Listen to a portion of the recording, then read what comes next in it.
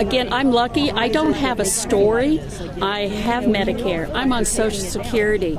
You know, I am one of the lucky ones. I hope some of the people who, and that's probably many people here, who either have family or they have friends who are in compromising situations right now, and to add to their anxiety, not getting proper health care. And in this age of Trump, frankly, we're all a little scared. We're scared because there's no trust. We're scared because he wants to pass anything no matter what it says. So I hope there are people here who speak up for health care. We know that Obamacare, or ACA, did not, you know, has lots of things that need to be fixed. We just wish the Senate and the House of Representatives would work on fixing it. This should be a nonpartisan issue, but it's become extremely partisan. I really came out today because so many of us have asked for a town hall with Senator Isakson, and there really hasn't been one that's been accessible where he's been present.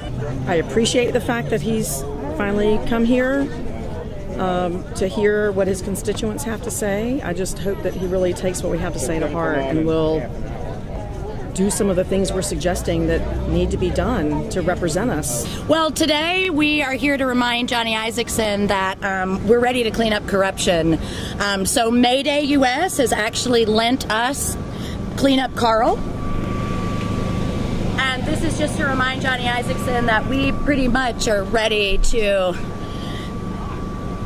make him clean up some things for us. And if he doesn't, we'll clean him out of office.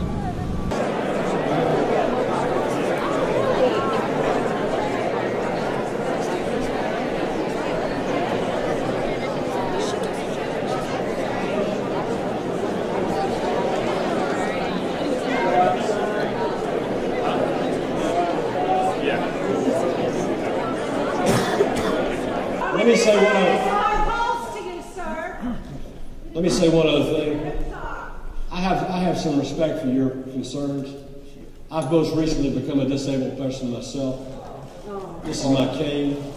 I know how lucky. I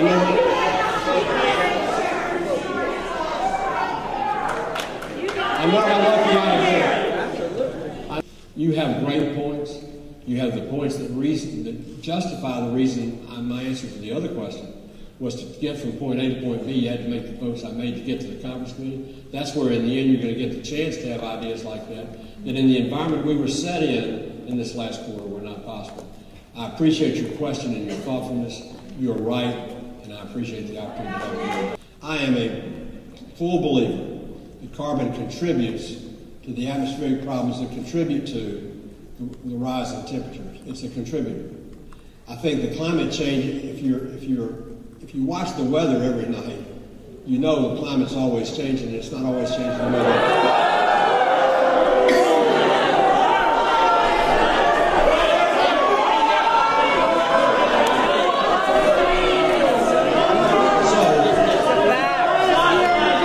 The single biggest problem confronting our country, one of the single biggest problems confronting our country, is the plight of our teenage kids today when they become adults, whether they're yellow, brown, black, white, or another color.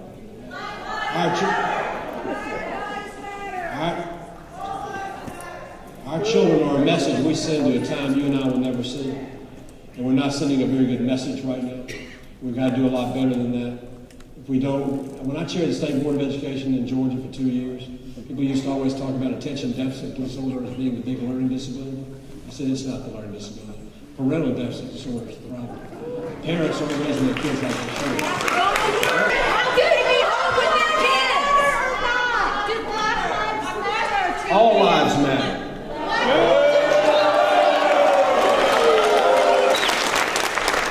No, now. Maybe yes, no. It's just another second. And I'm willing to help do anything that is right. I'm not willing to be a poster child for somebody that wants me to be a point of a spear for a political battle rather than something else. Somebody else can do it.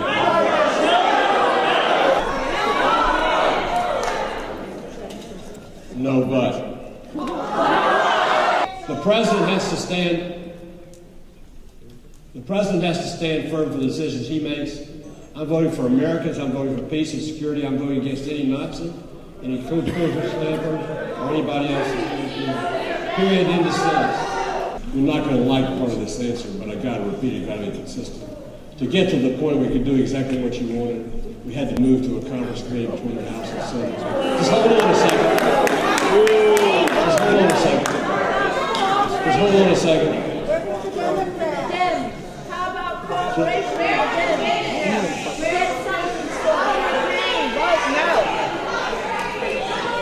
And I'm going to continue, regardless of obstacles, try and work with whoever will work with me to get us to a point that we have a health care law that works for all Americans.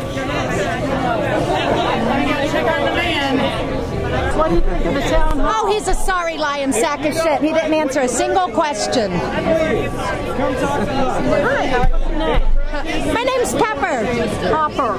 Are you with the Democracy Spring, Georgia. Thanks for being here. I'm frankly a little disgusted that he let people stand in line in 93-degree weather waiting to talk to him for longer than he actually thought he deserved, that he had to talk to us. I'm not surprised, but I think that for him to think that he could fit the constituent questions of an entire year into 1 hour when people still very clearly had questions is hypocritical, frankly, for him to say that he is listening to us and then only take an hour of his time on a recess for an entire month to listen to us is fundamentally not what his office should stand for. I met with him about health care shortly before the vote. I told him my story. I have pre-existing conditions. I am disabled. I use the same cane that he uses. My father has a cancer survivor. He had surgery on the same sheets that Isakson had his surgery. Senator Isakson, of all people, should understand how important health care is.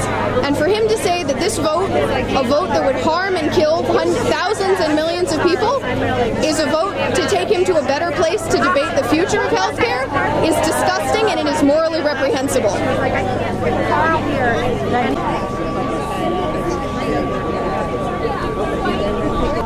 I'm terrified in our country right now.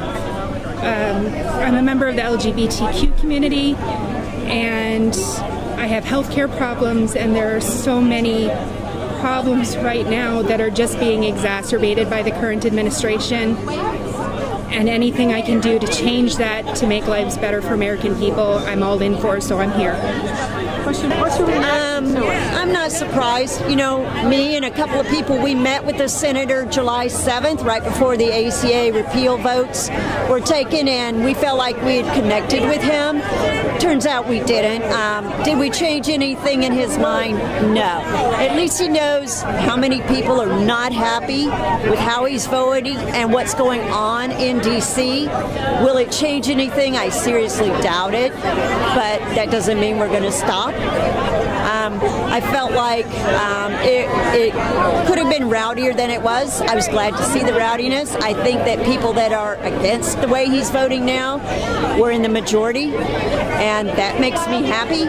In Cobb County, Georgia, a lot of people out there speaking their mind, and you know, I do appreciate that he was willing to listen. I just don't think it'll make a difference. Thanks. Now, we can't do anything about it. You are our voice. If you believe that global warming is happening because of human activity, you have to act for us. We can't. We can't do anything. We don't have a voice if you don't vote for us to keep health care that we have in place to keep us alive. It's a matter of life and death. That is why your vote and your voice for us we need your support. We're desperate for your support.